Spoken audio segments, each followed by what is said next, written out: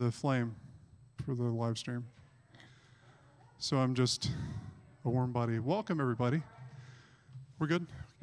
Okay, and then I want to test this because I haven't rung it in a while, so.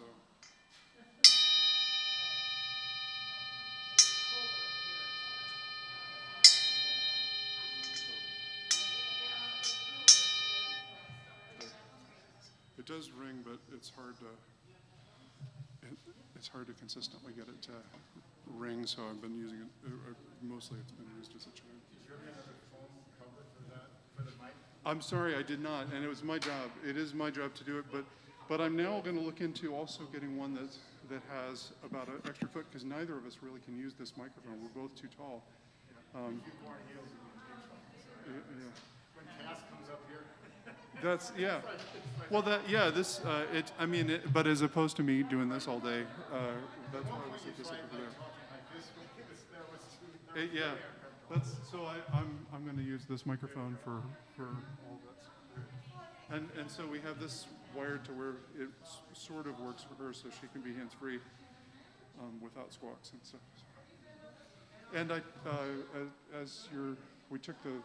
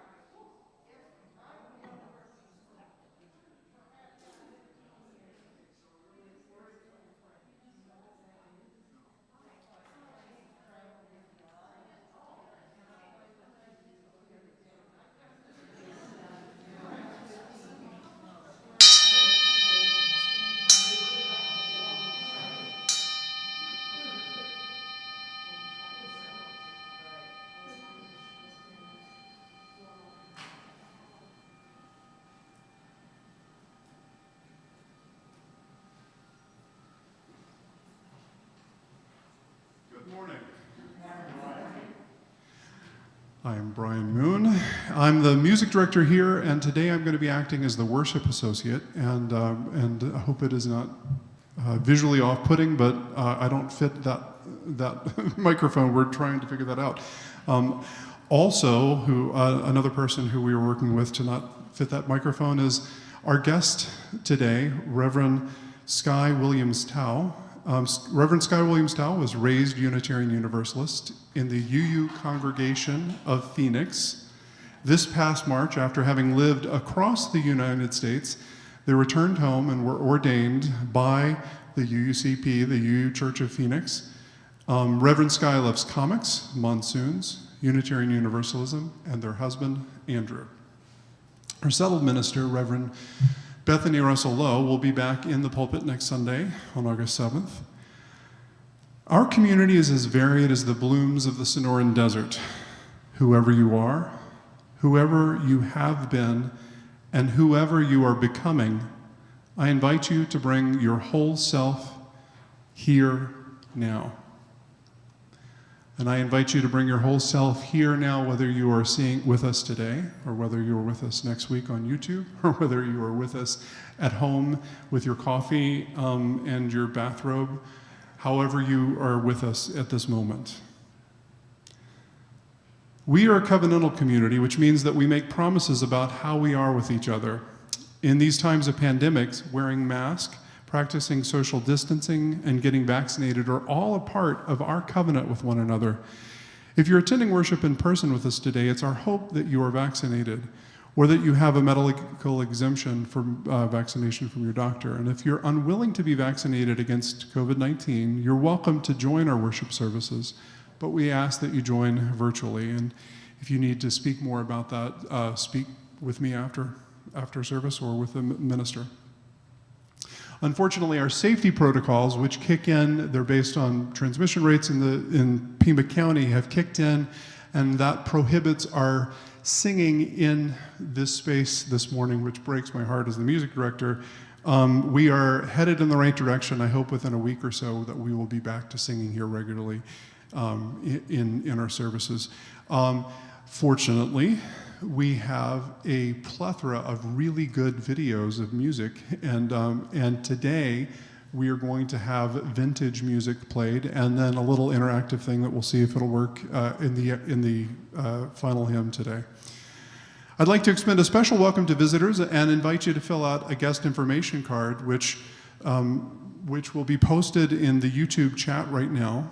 There's also a welcome table at the social hour in Goddard across the patio, and we invite in-person visitors to go there and fill out a guest information sheet. There will be snacks provided. So welcome. We are so glad that you are here.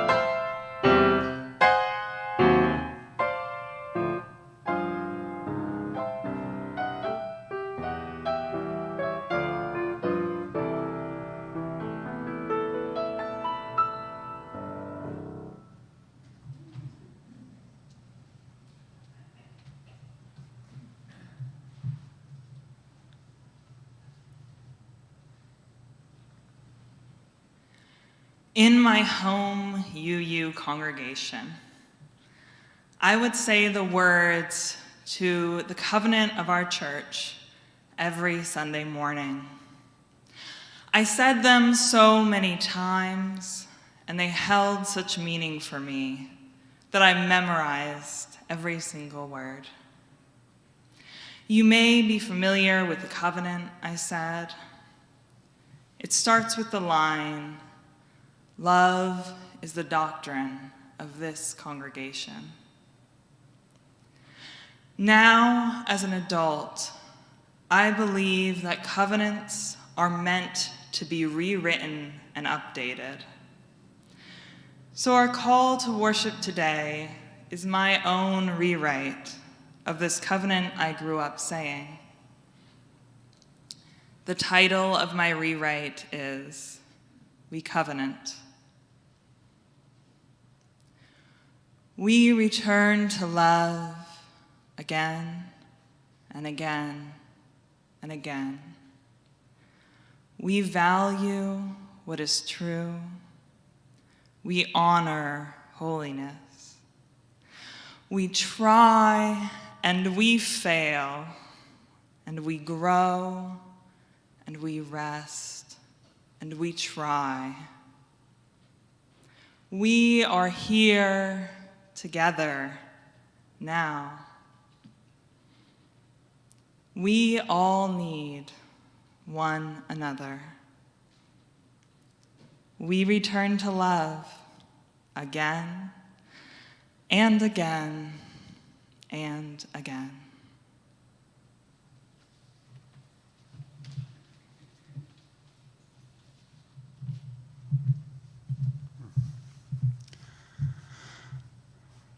Our chalice lighting will be interactive, and in a moment the words will be on the screen, and there'll be an italic section in the middle that I'll read, and I'll start you on the top, and we'll all read the bottom. So, as we light this flame of hope,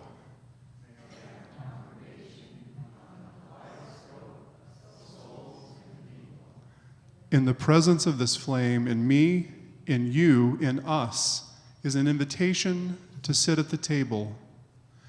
May we tend our soul fire through these challenging and trying times to open the hearts and minds of all who enter our doors.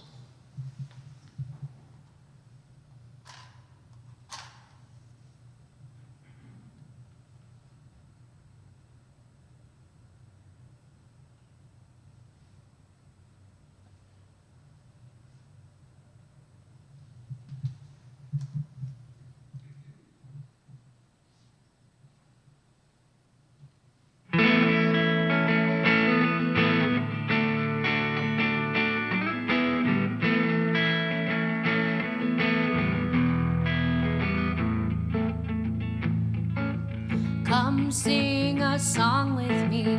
Come sing a song with me. Come sing a song with me that I might know you're mine. Come walk in rain with me. Come walk in rain with me. Come walk in rain with me that I might know your mind. And I'll bring you hope when hope is hard to find. And I'll bring a song of love and a rose in the winter time.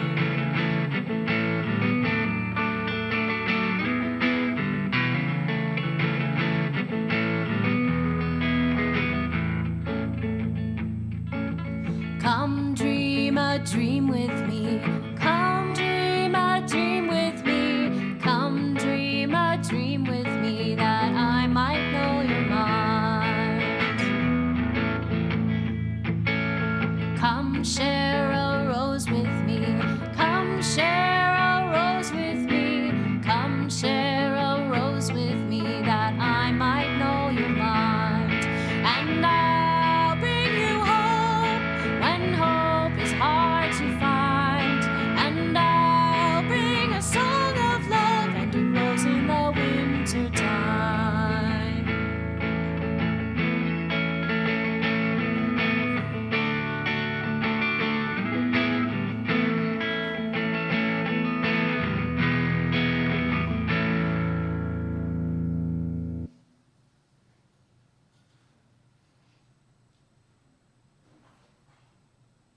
Little Tree by Lauren Long. Once there was a little tree filled with little leaves, who was surrounded by other little trees who had little leaves of their own. In the heat of the long summer days, Little Tree's leaves kept them cool. The squirrels would climb up on the branches to play. The mourning dove landed in him and sang her fluty song. Little Tree was sure to grow up big and strong. Autumn arrived and cool winds filled the air. The wind tickled the little tree as it passed through its branches and ruffled their leaves. The air grew cold and the leaves on all the trees changed color, becoming yellow, red, and orange. Then, one by one, the trees began to drop their leaves. But not Little Tree. He just hugged his leaves tight. "Hello, Little Tree," said a squirrel. "You're supposed to drop your leaves now." But Little Tree was unsure. What would he do without his leaves? Winter came. "What are you doing with your leaves still on you?" asked the doe. Little Tree just hugged his leaves tight. Springtime arrived and the little forest burst into life again. The other trees grew bright with new leaves. The squirrels played in their branches. Little Tree could hear the mourning dove singing her fluty song. The seasons continued to come and go. "Little Tree," quacked a duckling, "your leaves are brown. Are you feeling sick?" Fox said, "Little Tree, it's autumn. It's time for you to drop your leaves. You can do it. Ready? 1, 2. But Little Tree just hugged his leaves tight. All around, the forest grew and grew.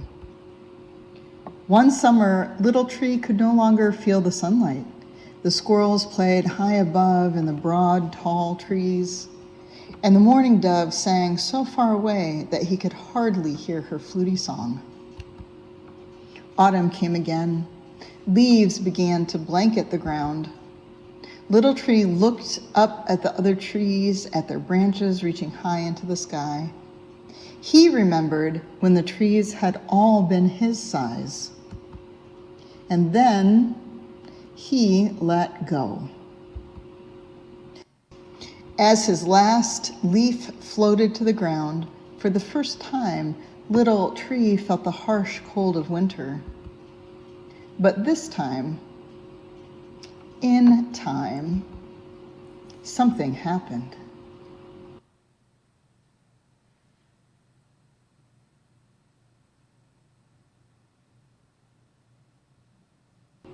Once, there was a little tree.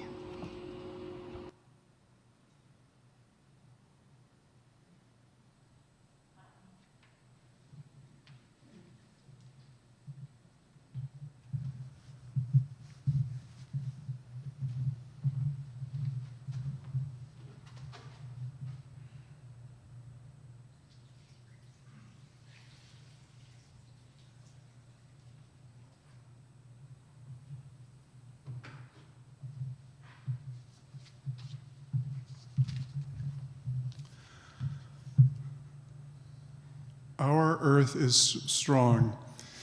It can hold our pain and our joy, our love and our anger.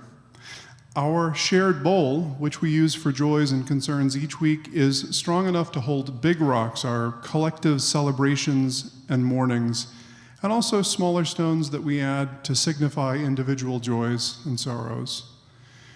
We who live in the desert know that water is a life-sustaining and scarce resource.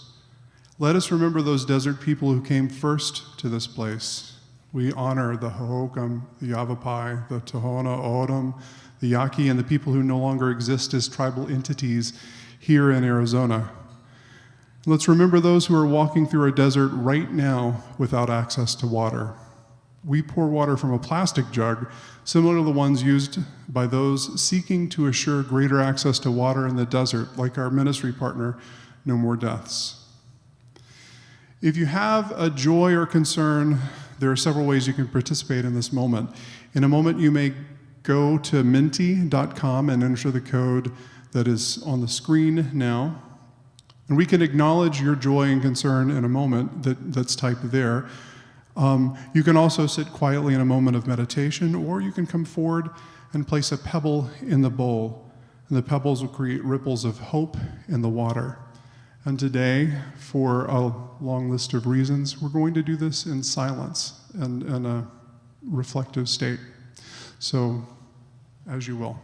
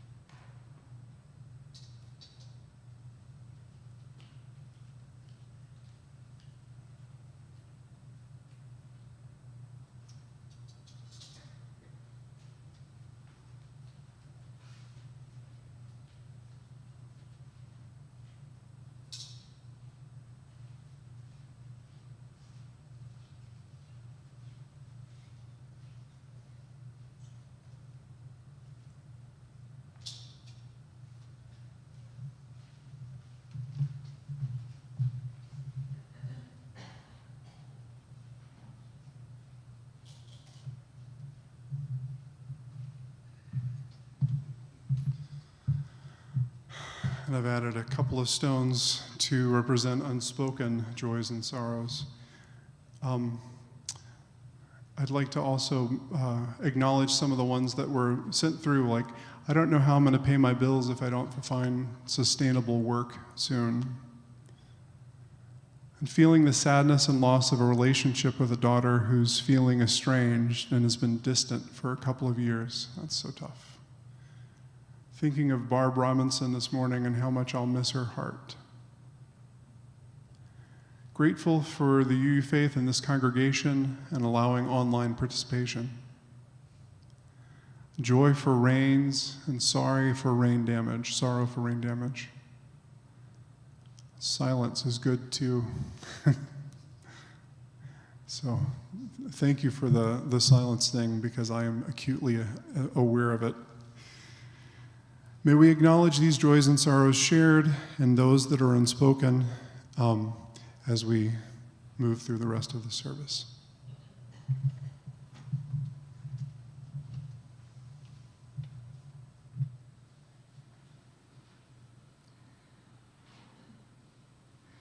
The prayer I have for you all today is one I adapted from a prayer I wrote at the beginning of the COVID-19 pandemic. I wrote it for the ministers who are nearby me, to help us all live through the hard work of finding our way in our new reality. The title is A Blessing. For warmth in cold times, for balance in shifting times, for rain in dry times, for miracles in hopeless times, for courage in dangerous times, a blessing for these times, for love, for life, for you. May the universe sing your song back to you always.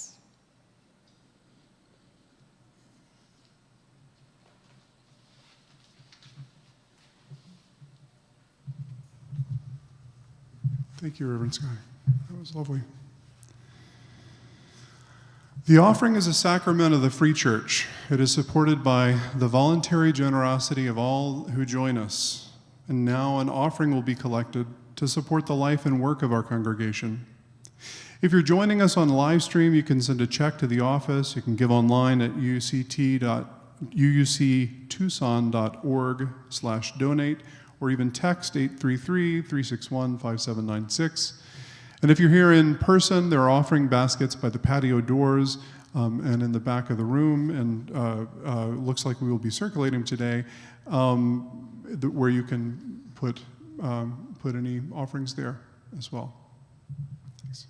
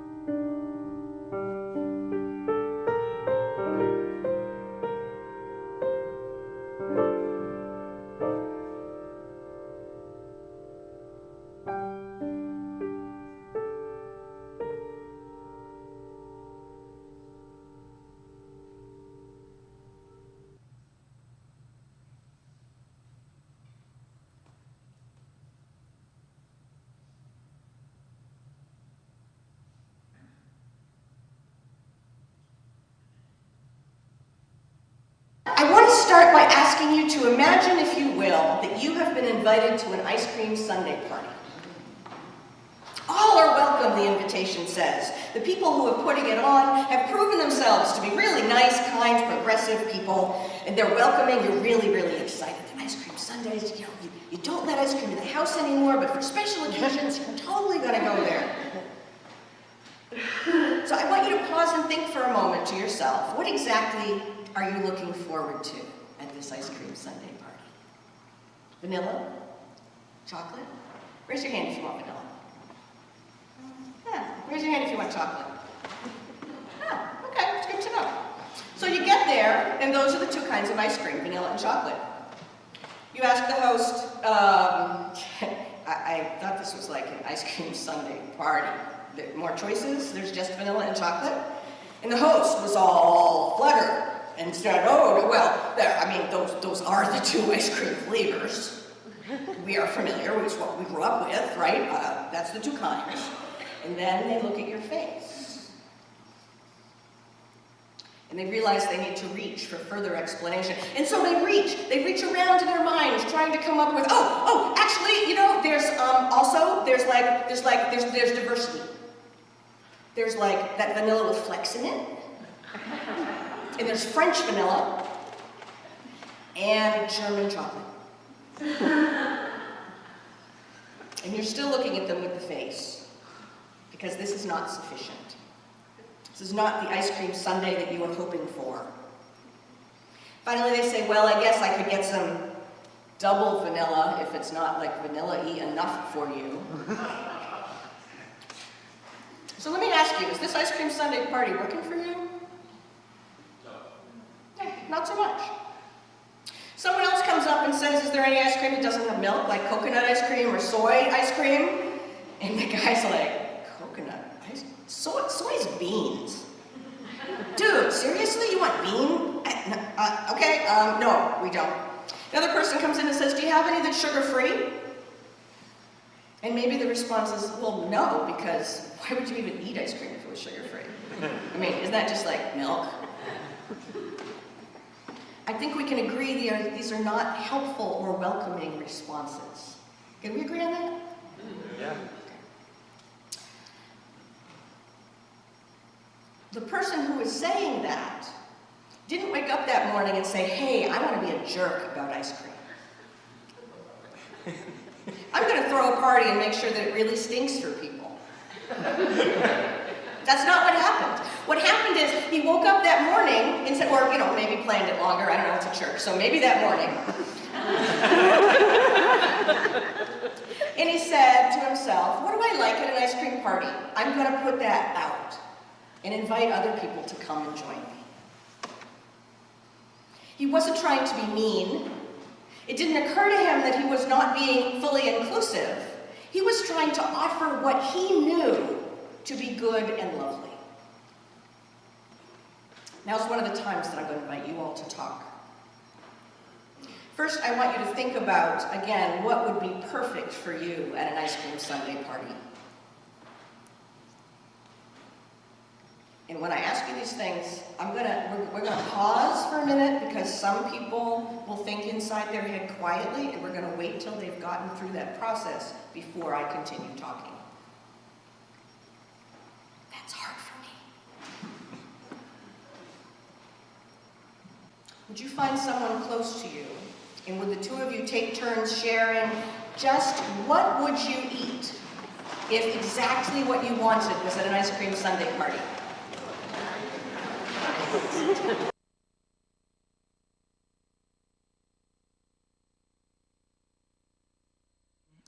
So we won't actually be doing the exercise where we talk to each other, but I do invite you to do that and think about those questions.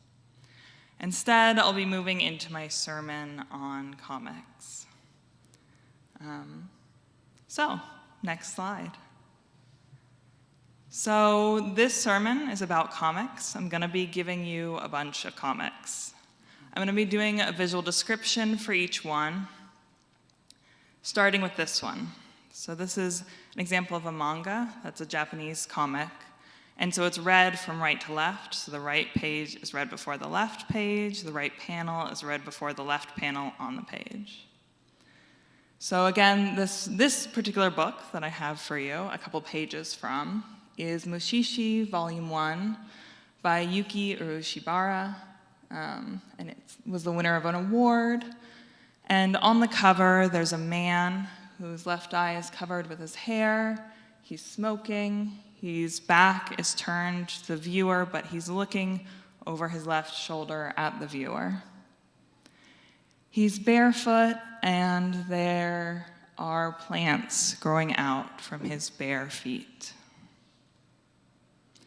The first panel of a picture of one of the pages has a diagram of maybe some flowers on a paper and a speech bubble that just has a few dots.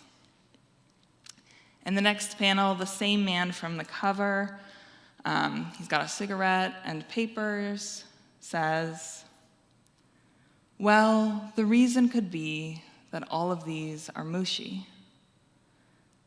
And then there's a boy looking at the audience and he says, Mushi? The man replies, yeah. You could probably trace insects and reptiles back to Mushi. To put it roughly, if the 4 fingers of my hand represent all of the animals, and my thumb represents present-day plants, then there's an image of a hand, and somebody is pointing to the tip of the middle finger. Then people would be here, on the very tip of the middle finger and the furthest place from the heart. Next slide.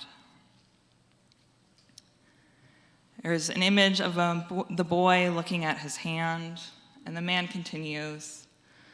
The inside of your hand represents all the other levels of living things below us. As you follow the veins downwards, it all winds into one large artery, right? The boy, right. And then there's an image of the outline of a hand where all the arteries of it are traced. And the man continues, about there are the fungi and the microorganisms. As you go further down, it becomes harder to tell the difference between animals and plants. But there are things that are even earlier than that. You can trace all the way down the arm and past the shoulder. And there's an image of somebody tracing down the arm. And if you get to just about this area, there's life there. And the man points at his heart. Mushi. Some call them verdancy or green things. They're very close to the original forms of life. And the boy is looking maybe uncertain, maybe curious. The man continues, and since they're so close, their shape and very existence is kind of vague. The boy is again looking at his hand. It was after them that the life we have began to branch out.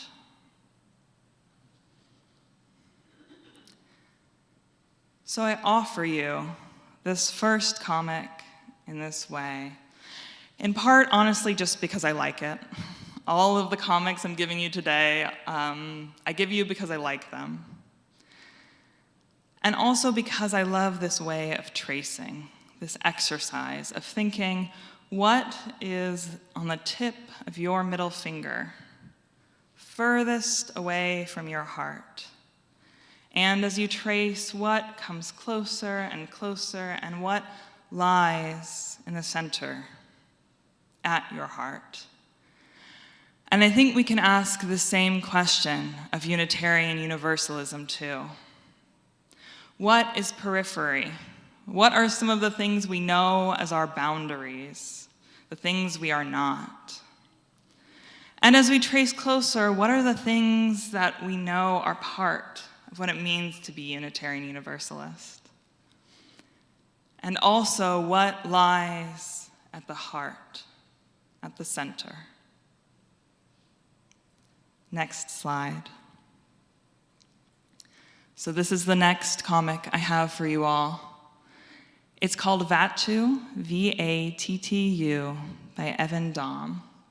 And if you like it or want to read more, Vattu and other work by Evan Dom are available on riceboy.com, RICE-BOY.com.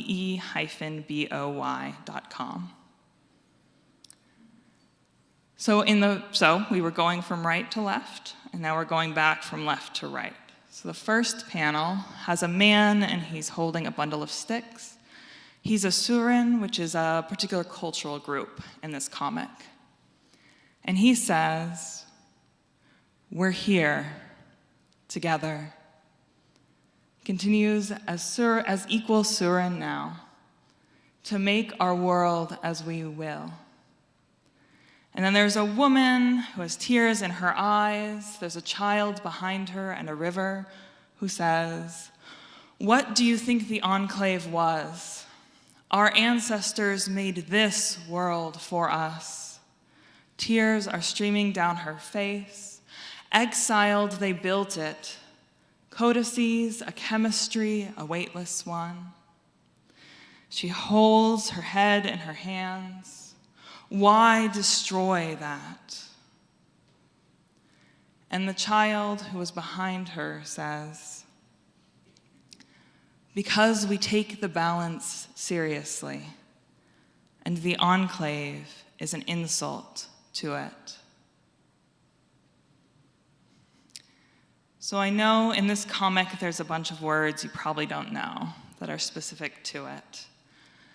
The basic point of it is that there's a religious and cultural group called the Surin, and their way of living has just been overthrown by this child and by a group of others. And the one who is asking why destroy that, was a high religious leader in the order that was. And so she's asking, why would you destroy this thing that our ancestors built for us? And the child replies, because we take the balance seriously. And in this context, the balance is the central tenet of this religious group. It is the core philosophy underlying their system and way of living. And so she says, because we take this core tenet so seriously, and the enclave, what had been before, is an insult to it. So I started us asking, what is heart center? What is core, central, important? And I think this next comic, to me, asks, what does that call from us? What does it ask of us? What does it mean to take our principles, to take our center living points seriously? And what might have to change if we were to do that? Next slide. This next comic is called The Property of Hate, and it's by Sarah Jolly. If you want to see more of her work, that's www.jolleycomics.com. And in this comic, there's a hand and a sleeve that seem to be from the same arm, but there's a gap. And there's a little girl in between. And then there's a speech bubble, I'll tell you it's from the man, saying, "Oh, well, let's see it then." And the little girl holds up a very cute little figure, a cute little animal type thing. And the man says, "Ah." And the girl says, "What is it?" And the man, we can now see him, he has a TV head and a bow tie. He says, "That, dear girl, is a lie." And she says, "Oh." She continues, "Is it bad?" She holds the lie and it looks back at her. And the man says, "Could be, if you get attached to it." The lie is now sitting in front of the little girl, and she's crouched down looking at it, and she says, "It's not very big."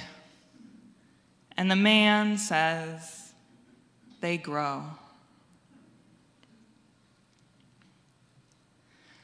So again, I know there's a little bit of context here that you're missing from the comic.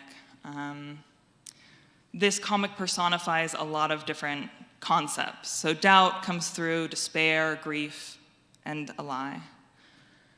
And the reason I offer it to you is for these last lines. Asking if a lie is bad. Well, it could be, if you get attached to it.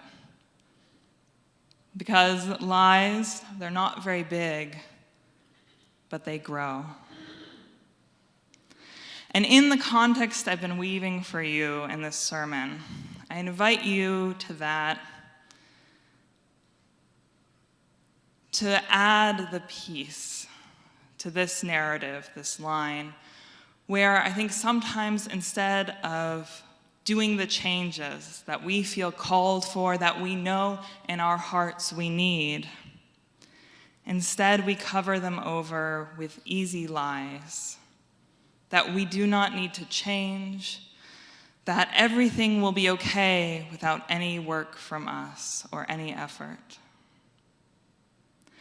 I do want to say that sometimes we need these little lies to get through the day, and I am not here to judge you for that. But it is important to remember and be aware that lies can grow, and they can grow so big that we find them hard to distinguish from the truth. And so, as we reflect on our own cores, on the core of Unitarian Universalism, what those call and ask from us, I also add this piece of intention, awareness, around what lies of things being okay, of what lies may be already woven in, have already become big enough that they are hard to move away from. Next slide. So this is a book called The Tea Dragon Society by Katie O'Neill. This is one that's good for young readers. And the cover image is of two girls drinking tea and sitting on a picnic blanket. And in the comic itself, there's a man sitting in a wheelchair. He looks to be in a house. And then there's a man carrying in food. He's sort of an animal human person. And he brings the food to the man in the wheelchair, and that man in the wheelchair, we can now see, has some wounds on him. He's got stitches under his eyes and scratches on his neck. And this wounded man looks at the animal man and then looks away sadly. And then there's a picture of the food on his lap, and he says, "This isn't what you signed up for." And the animal man says, "I signed up to fight by your side, to treat your wounds, to never abandon you." And the wounded man says, "You shouldn't have to give up exploring and adventure because of me. You loved that." And the animal man takes the wounded man's hand, crouches in front of him, and says, "It was never the adventure that I loved." So I offer you this comic for that last line, and for this way the characters are grappling with how guilt and change and pain, and find in the center of all that their truth, that adventuring and exploring is fun, but what was really important, what was really central to them, was the love they shared together. And that is what could help anchor them through the changes that life had tossed their way. Next slide. So this is the final comic I have for you. This is one I actually drew. So in the first panel, there's two people. There's a woman who looks pretty strong, has gray curly hair. And then there's a person, a self-portrait, of a person who's standing, got their hand up, they've got their hair up in a bun. They're standing in front of a door that maybe has a fire motif on it. And the me figure says, All right, fine. I admit that I'm scared. I don't know what's next. I'm not ready. I'm not even sure how to be ready. Come with me, please. And they hold out their hand. And the final panel is of the two figures holding hands together. So, may we journey together and find good company, find in each other the strength to follow our individual hearts and our collective heart song.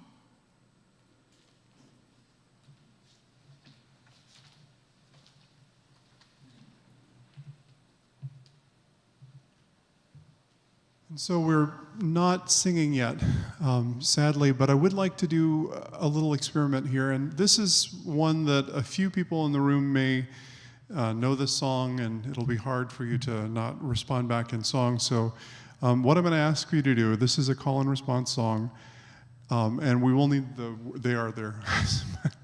Sorry, I got confused. It's a call and response song, and I'll ask you to speak the responses. And so I will give a demonstration here of how it will go. I'll sing the song, courage, and then instead of responding back in song, courage, you would say, courage. And then I'll sing, my friend, and then you would respond back, my friend. You, and then we would all speak, and I'll sing, you do not walk alone. You do not walk alone. And then I will sing, we will, and then you would speak, we will. Comfort you, and sing your spirit home. And now I have no idea if this is going to work or not. We'll see. So let's try this. I will say different words instead of courage, and so you'll have to listen a little bit just to speak back that, or you could just mumble, and that will work probably as well. But let's try. Courage, courage, my friend, you do not walk alone. We will comfort you, and sing your spirit home. Love, my friend, you do not walk alone. We will comfort you, and sing your spirit home. Compassion, my friend, you do not walk alone. We will comfort you, and sing your spirit home. Justice, my friend, you do not walk alone. We will comfort you and sing your spirit home. Thank you for participating.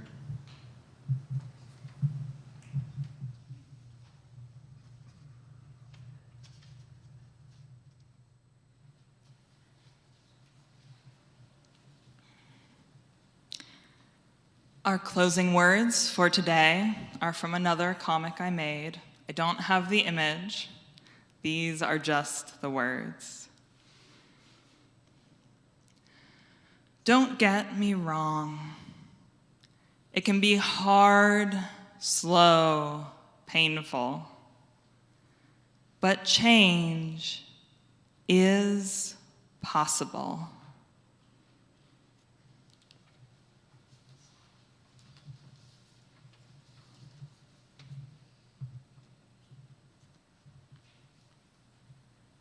Would you speak these words of chalice extinguishing with me? May our faith sustain us, our hope inspire us, our separate ways, knowing that we will gather again in this beloved community.